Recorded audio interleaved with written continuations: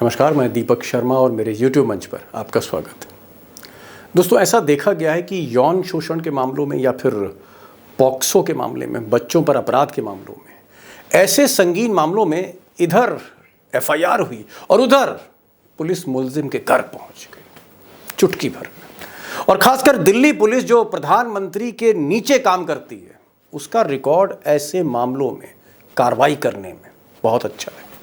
लेकिन बृजभूषण शरण सिंह, भाजपा के बाहुबली सांसद, मोदी जी और अमित शाह के चहेते सांसद, योगी जी के करीबी सांसद, बृजभूषण के मामले में दिल्ली पुलिस के जैसे पांव जम गए।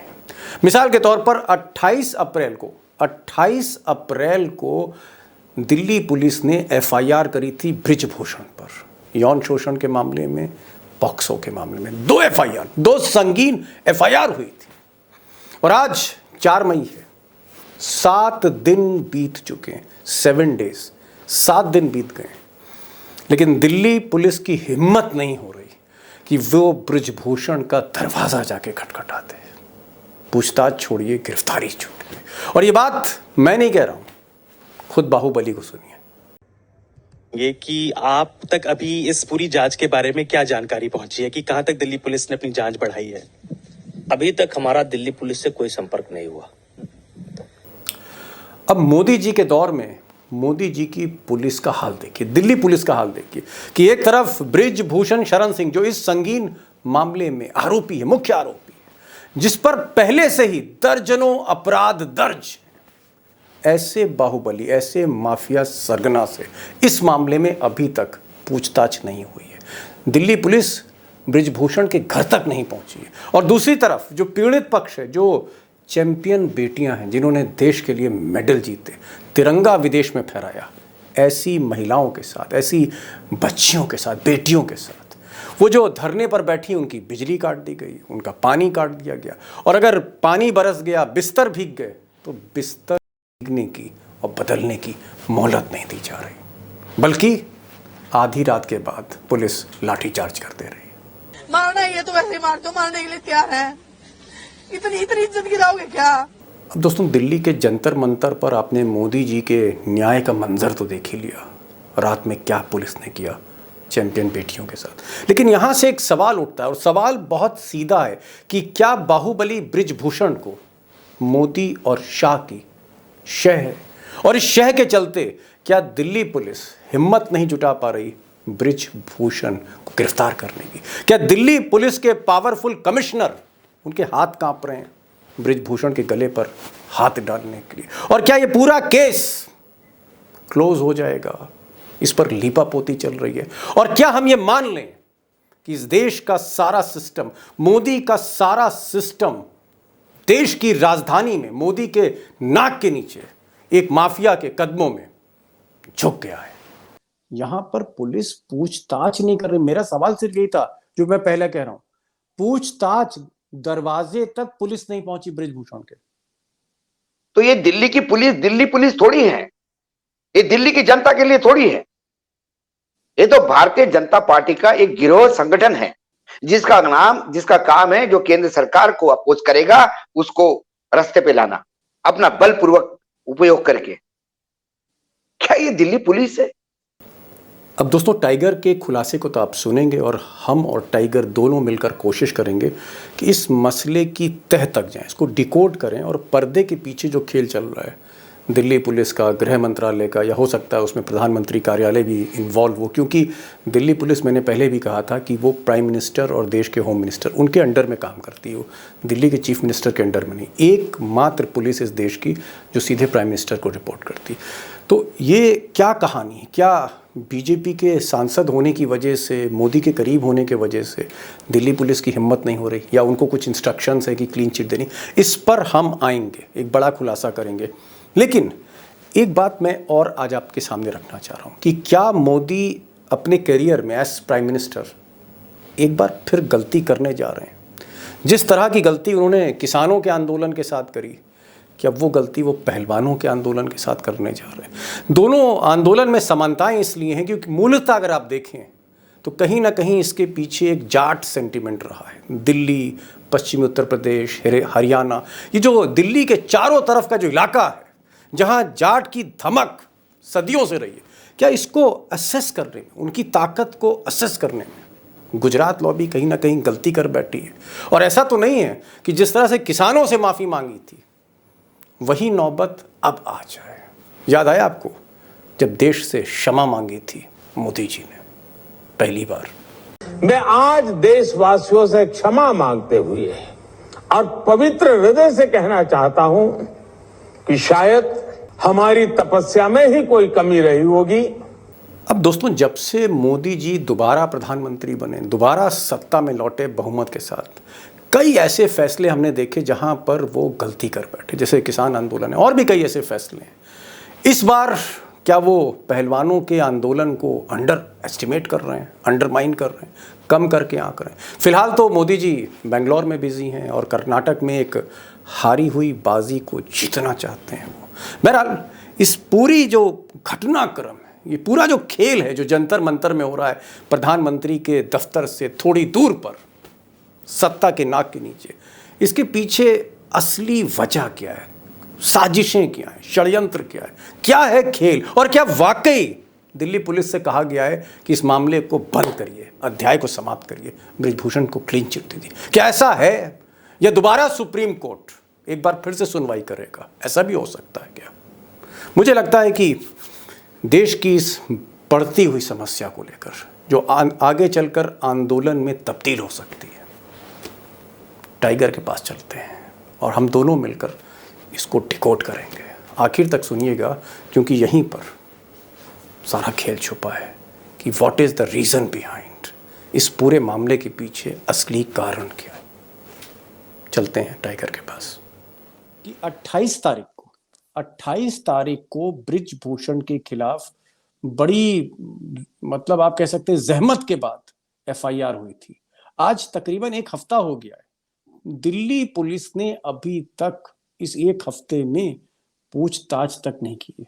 बृजभूषण का जो दरवाजा है वो तक नहीं खटखटाया, और बृजभूषण गोंडा से लेकर दिल्ली तक डंके की चोट पर कह रहे हैं कि भाई आप पुलिस की जांच का इंतजार करिए, मुझे पुलिस की जांच पर भरोसा है, मुझे मोदी सरकार पर भरोसा है, मुझे अदालतों पे भरोसा है, मुझे अपने समर्थकों पे भरोसा है। इस तरह की बातें कर रहे हैं जैसे बृजभूषण आरोपी ना हुए, दिल्ली पुलिस के प्रवक्ता हो गए। तो ये आपको क्या लग रहा है, ये कोई घालमेल लग रहा है आपको? क्योंकि रात में मैंने देखा, रात में, आधी रात में जिस तरह से पुलिस टूट पड़ी इन पहलवानों पर, देश की चैंपियन बेटियों पे, उससे तो लगता है कि कहीं ना कहीं पर्दे के पीछे खेल हो रहा है।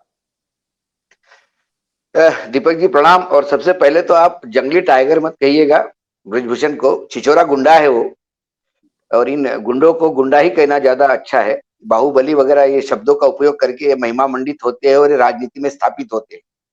भारतीय जनता पार्टी की वो मजबूरी हो सकते हैं, क्योंकि यदि वो 2-3 सीटों को लोकसभा के कुछ प्रभावित करने की क्षमता रखते हैं या जितवाने की या हरवाने की क्षमता रखते हैं, तो ये बीजेपी का दुर्भाग्य है कि ऐसे लोगों के भरोसे भी उनको सत्ता के लिए झेलना पड़ता है। सवाल यह है कि जब सर्वोच्च न्यायालय ने एक बार FIR दर्ज करने की बात कही है, तो इसका मतलब है उसमें कुछ दम है। दिल्ली पुलिस FIR करवाने वाली बेटियों के खिलाफ दमनकारी अत्याचार कर रही है, लेकिन इस बृजभूषण को अभी भी उतना ही तमीज से और इज्जत से, और दुर्भाग्य है कि वो कहते हैं कि मोदी जी कहे तो मैं इस्तीफा दूंगा, और मोदी जी सिर्फ बेटी बचाओ बेटी पढ़ाओ कहते हैं, ताकि बेटी ऐसे नराधमों के सामने परोसी जाए। सवाल यह है कि यदि उनको ये लगता है कि वो बिल्कुल क्लीन है, तो उनको इस्तीफा दे देना चाहिए, क्योंकि उसी रेसलिंग फेडरेशन के आप अध्यक्ष बने हैं और वही रेसलिंग फेडरेशन इंक्वायरी कर रहा है। इससे ज्यादा हास्यास्पद स्थिति नहीं है। दूसरी बात दिल्ली पुलिस का रवैया देखिए आप। सुप्रीम कोर्ट ने कहा था सुरक्षा दीजिए, सुरक्षा दिया तो उसको सुरक्षा मुहैया करवाई लड़कियों को, लेकिन क्या ये मानवता का दृष्टिकोण नहीं है कि यदि कोई धरने पे बैठा है और बरसात होती है, बरसात होने के बाद धरने पे यदि बैठने के लिए जगह नहीं है, कोई उनको फोल्डिंग पलंग लाए गए, तो वो फोल्डिंग पलंग रोके जाए। यदि कोई विद्यार्थी उनको समर्थन में आते हैं, उनके विरोध के समर्थन में आते हैं, उनको उनके ऊपर अत्याचार किया जाए। धारा 144 लगा दिया आपने, वो प्रदर्शन कहां करेंगे? तो ये कर क्या रहे हैं दिल्ली पुलिस?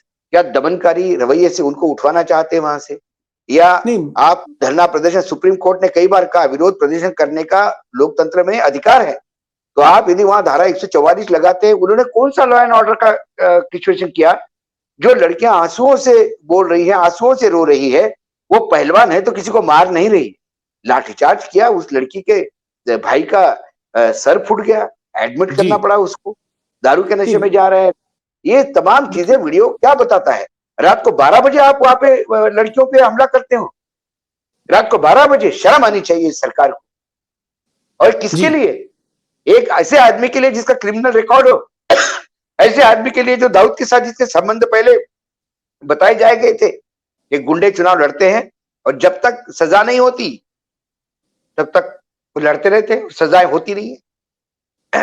20-20, 25-25 साल तक मुकदमे चलते हैं। नहीं टाइगर, लेकिन यहाँ गवाह मैं मर थोड़ा सा जाते हैं। एक बिग पिक्चर आपके सामने रखना चाहूँ, बड़ा सवाल रखना चाह रहा हूँ। बड़ा सवाल ये है कि ये जो व्यवस्था है आज की तारीख में, आज का जो हम दौर देख रहे हैं कि मानहानि के मामले में सजा मिल जाती है राहुल गांधी को, एक ऐसी सजा जो पिछले 50-60 सालों में देश ने देखी। मानहानि के मामले में 2 साल की मैक्सिमम सजा और लोकसभा की सदस्यता रद्द और जेल का दरवाजा मानहानि पर, अपशब्द कहने पर। और इधर दुष्कर्म है, यौन का उत्पीड़न है नाबालिग के साथ, जिसमें एफआईआर होते ही जेल भेज देती है पुलिस, जिसमें हर मामले में अगर आप देखें तो कन्विक्शन रेट बहुत ज्यादा है पॉक्सो जैसे नियमों में। यहां पर पुलिस पूछताछ नहीं कर रही। मेरा सवाल सिर्फ यही था जो मैं पहले कह रहा हूं, पूछताछ दरवाजे तक पुलिस नहीं पहुंची ब्रिजभूषण के। तो ये दिल्ली पुलिस थोड़ी है, ये दिल्ली की जनता के लिए थोड़ी है। ये तो भारतीय जनता पार्टी का एक गिरोह संगठन है जिसका काम है जो केंद्र सरकार को अपोज करेगा उसको रास्ते पे लाना, अपना बलपूर्वक उपयोग करके। क्या ये दिल्ली पुलिस है? अरे दिन दहाड़े गैंगस्टर की हत्या होती है एक तिहाड़ जेल में हत्या होती है। आज इतने दिन हो गए, वो हत्या किसने की, क्यों की, कैसे की, इसके बारे में पुलिस मौन है। ये तो पुलिस सुपारी लेके काम कर रही है सरकार की, केंद्र सरकार की, क्या ऐसा कहें हम? आपको क्या लगता है कि ये दिल्ली पुलिस जो थी, क्योंकि मैंने भी काफी दिल्ली में क्राइम रिपोर्टिंग भी की, दिल्ली पुलिस को हिंदुस्तान की अच्छी पुलिसों में माना जाता था, एक बड़ी नजीर दी जाती थी दिल्ली पुलिस की, और कई बड़े इन्वेस्टिगेशन दिल्ली पुलिस ने किए हैं, चाहे पार्लियामेंट पे हमला, बहुत से ऐसे मर्डर केस खोले। आपको क्या लगता है कि अमित शाह और मोदी के आने के बाद, और खासकर अमित शाह जब से गृह मंत्री बने, क्योंकि गृह मंत्रालय के अंडर में ही दिल्ली पुलिस है, आपको लगता है कि ये गुजरात मॉडल की पुलिस हो गई है? जिस तरह से गुजरात मॉडल की पुलिस है, दिल्ली पुलिस भी उसी। केंद्र सरकार ही गुजरात मॉडल पे चल रहा है जी, पुलिस तो गुजरात मॉडल पे ही काम करेगी। और यही कारण है कि आपको ये दमनकारी पुलिस दिख रही है। मेरी दिल्ली पुलिस इतनी बुरी नहीं थी, लेकिन क्या करो, उनको भी नौकरी करनी होती है, आकाओं का आदेश मानना होता है, उनका भी दिल रोता होगा, उनकी भी बेटियां होंगी जिनने कल लाठीचार्ज किया। क्या वो देख नहीं रही थी? उनकी भी बेटियां और उनकी भी पत्नी और बहुएं घर में पूछती होंगी कि पापा ये ऐसा क्यों किया आपने, क्या करे, नौकरी बचानी। लेकिन इतने घिनौने लेवल पे आप, मतलब रेसलिंग फेडरेशन चला रहे इतने 13 साल से। नहीं, आप सही कह रहे हैं। मेरा टाइगर यहाँ पर सवाल है कि मोदी जी एक टाइम पर खिलाड़ियों का बड़ा सम्मान करते थे, उनके सम्मान में भोजन देते थे, डिनर पार्टी करते थे, सबसे पर्सनली फोन पे बात करते थे। जब कोई विनाश फोगट या इस तरह की जो साक्षी मलिक हैं जब मेडल जीतती थी, या बजरंग पुनिया जब भी मेडल जीते थे, तो मोदी जी फोन करते थे। ऐसा लगता था जैसे कोई पिता अपने बेटे से बात कर रहा हो, बेटी से बात कर। इस तरह का पहली बार हमको दिखा कि प्रधानमंत्री हर बार जब कोई मेडल जीतता उसको फोन करते हैं खुद। लेकिन अब हम देख रहे हैं कि जब से ये इतना बड़ा मामला आया है, मोदी जी को कोई लेना देना नहीं। मोदी जी अपना बेंगलोर में बजरंग बली के नारे लगा रहे हैं, मोदी जी जो हैं वो किसी और समारोह में जो है वो जा रहे हैं। एक शब्द नहीं उन्होंने बोला इन पहलवानों के लिए, एक शब्द नहीं बोला, कोई इंक्वायरी नहीं करवाई अपनी तरफ से, ब्रिजभूषण को कोई मैसेज नहीं दिया उन्होंने। तो एक आदमी जो एक चैंपियन बेटियों के लिए डिनर कर रहा है, और दूसरी तरफ जब उनके साथ उनकी अस्मत लूटी जा रही है, उनके अस्मत पे हाथ डाला जा रहा है, तो चुप है। ये किस तरह का आपको चरित्र दिखता है? ये किस तरह का मतलब एक पर्सनालिटी दिखती है मोदी जी की? वो पर्सनैलिटी नहीं है जो हम पहले देखते थे। जो आप कह रहे हो कि एक पिता समान फोन करते थे, डिनर देते थे, वो पीआर एक्सरसाइज थी, वो प्रचार प्रसार का एक हिस्सा था। क्योंकि उस बेटी ने देश के लिए मेडल लिया ओलंपिक में, पूरा देश गौरवान्वित है, पूरा देश उत्सव मना रहा है। तो उस उत्सव को कैश करने के लिए प्रधानमंत्री उस मेडल पाने वाली लड़की की स्वागत करते हैं, उनको पूछ परख करते हैं, उनको भारत की बेटी कहते हैं, उनको कहते हैं कि खेलो इंडिया, खेलो की वजह से ये सब हो रहा है। ये तमाम बातें कहते हैं, वो क्रेडिट लेने का प्रयास करते हैं। वो प्रचार प्रसार का एक ये है। अभी आपने आपके सवाल में ही कहा कि वो प्रधानमंत्री देखिए व्यक्तिगत फोन करते हैं, तो आम आदमी के दिल में रहता है कि क्या मेरा प्रधानमंत्री है। कि एक देखो बेटी का कितना कितना ख्याल है, एक पिता समान बेटी का ये आपको देखता क्या है। लगता है टाइगर, आपको क्या लगता है, क्योंकि समय भी हो रहा है, आपको क्या लगता है कि इस मामले में एक अंडरस्टैंडिंग हो गई है पुलिस की, सरकार की, बृजभूषण की? आपको क्या लग रहा है कि मामला किस तरफ जा रहा है? हकीकत में क्या है? मैं सच जानना चाहता हूं। मैं चाहता हूं कि टाइगर आप ही मामला सच बोल सकते हैं इसमें। मामला कहीं नहीं जा रहा है। उन लड़कियों की इज्जत 10 बार लूटी तो भी इस सरकार को, इस हमारे देश के इन नेताओं को कोई फर्क नहीं पड़ता। उनको सिर्फ लोकसभा के चुनाव जीतने होते हैं। चुनाव जीतने के लिए से ये सत्ता में आते हैं, 24/7 चुनाव जीतने के लिए काम करते हैं। बाकी ये जो गवर्नेंस है, विकास का मॉडल है, विश्व गुरु है, ये ढकोसले है। ये शब्दों में कोई खोखले शब्द ही है, इनको कोई अर्थ नहीं। बृजभूषण जो ताल ठोक के जो है टेलीविजन वो चैनल पे बात कर रहा है, करेगा इतना क्योंकि उसको कॉन्फिडेंस मालूम कहां है, से आ गया बृजभूषण के पास? क्योंकि उसको ये लगता है कि 2-3 सीटें लोकसभा की मैं बिगाड़ सकता हूं या जितवा सकता हूं, तो ये सारे नेता मेरे दरबार में मुजरा करेंगे। और ये मुजरा करते हुए दिखा दे रहे हैं। संविधान मुजरा कर रहा है, देश मुजरा, ये सारे नेता मुजरा कर रहे हैं, सत्ता पक्ष मुजरा कर रहा है। नहीं, पॉक्सो का केस किसी कांग्रेस यानी विपक्ष के ऊपर होता तो अभी तक कब का नप चुका होता। ये हमने सजा भी हो गई देखा है, होती।